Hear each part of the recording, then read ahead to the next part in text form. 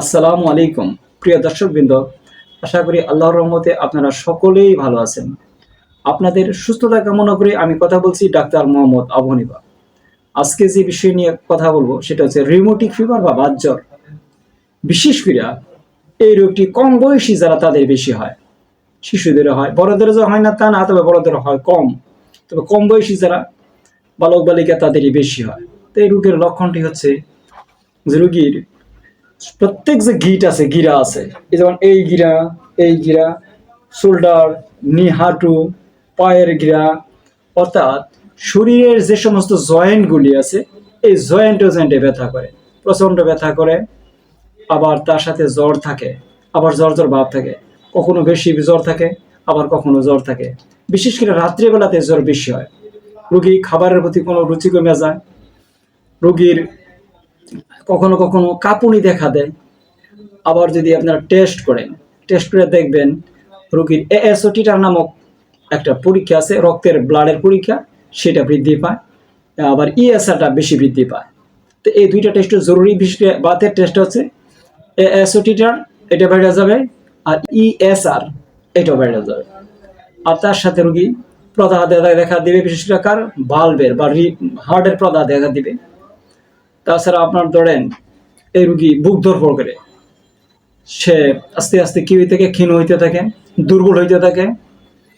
এক পর্যায়ে দেখা গেছে কি তার হাত পা আস্তে আস্তে কি হয়ে যায়, এই মানে বাঁকা হয়ে যায়। অনেক সময় এক ধরনের নোডিওল, যদি দীর্ঘদিন থাকে নোডিওল হয়ে যায়। তাহলে কি পেলাম আমরা, এই রোগীর প্রত্যেক গিটে ব্যথা থাকবে, রাত্রেবেলা জ্বর থাকবে, দিনের বেলা জ্বর থাকবে, খাবারের প্রতি অরুচি, কখনো কোনো কাঁপুনি, রক্তের ইএসআর বেড়ে যায়, এএসওটিটা বেড়ে যায়, এবং রোগী বুক ধরফড় করে, তারপরে হার্টের প্রদাহ দেখা দেয়। এই রোগী যদি ঠিক মতো চিকিৎসা না হয়, দীর্ঘদিন ভুগতে চিকিৎসা অবহেলিত হয়, তাহলে শেষ পরিণাম অর্থাৎ ভাবি ফল হচ্ছে রোগীর হার্টের মারাত্মক ক্ষতি বা হার্টের বাল্ব অকেজ হয়ে যায়। যদি রোগী দীর্ঘদিনভাবে এরকমভাবে ভুগতে থাকে, নিয়মিত চিকিৎসা না হয়, অপচিকিৎসা হয়, তাহলে রোগীর হার্টের বাল্ব অকেজ বা নষ্ট হয়ে যায়। তাহলে এই রোগটা একবার দেখা দিলে অনেক দিন পর্যন্ত রোগটা ভুগতে হয়। কেউ দেখা গেছে আজীবনকাল ভুগে, সহজে ভালো হচ্ছে না, এইভাবে ভুগতেছে। তাহলে এটার নাম হচ্ছে কি রিউমেটিক ফিভার বা বাতজ্বর। যদি কোনো রোগী গিটে ব্যথা হয়, যে সমস্ত সিমটম বললাম এগুলি আপনারা দেখেন, তাহলে ওই ডায়াগনস্টিক সেন্টারে গিয়ে যখন এটা টেস্ট করা হবে, তখন রক্তের টেস্টের মাধ্যমে বোঝা যাবে যে এটা কি রিউমেটিক ফিভার। যার যে সমস্ত সিমটমগুলি আছে, যদি কোনো রোগীর ক্ষেত্রে এই সিমটমগুলি আসে, তাহলে আমরা বুঝে নেব রিউমেটিক ফিভার।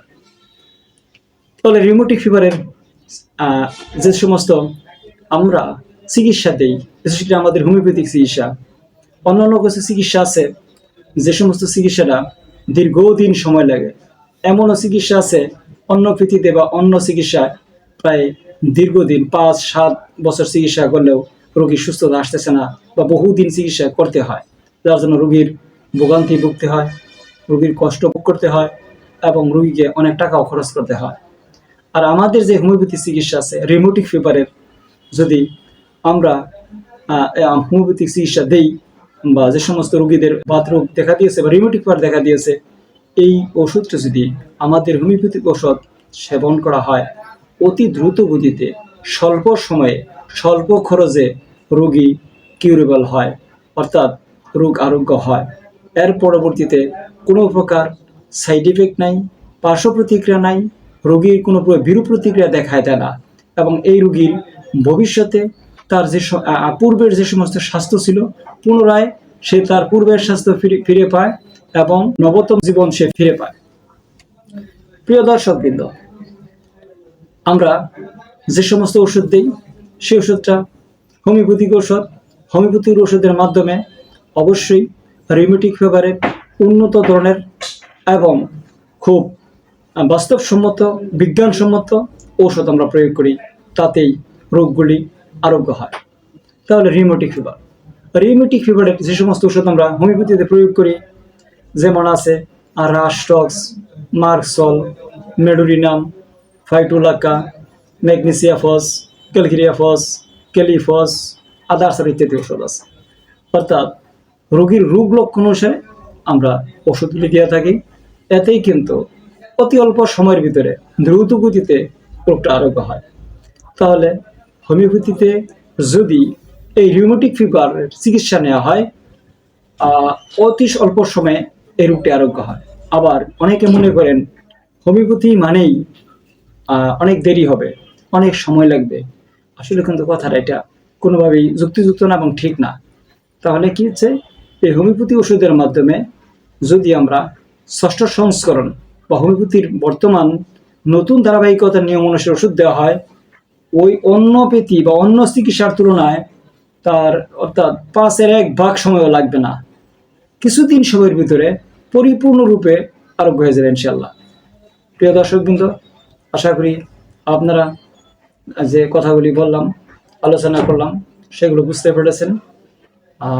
আপনারা যাদের রোগ বা রোগী আছে, আশা করি আমাদের চিকিৎসা নেবেন বলে আমি আশাবাদী। আজকে এই পর্যন্তই কথা রইল। আগামী কোনো পর্বে অন্য বিষয় নিয়ে আপনাদের সঙ্গে কথা হবে। সেই পর্যন্ত সুস্থতা কামনা করে আজ এই পর্যন্ত কথা শেষ করছি। আসসালামু আলাইকুম।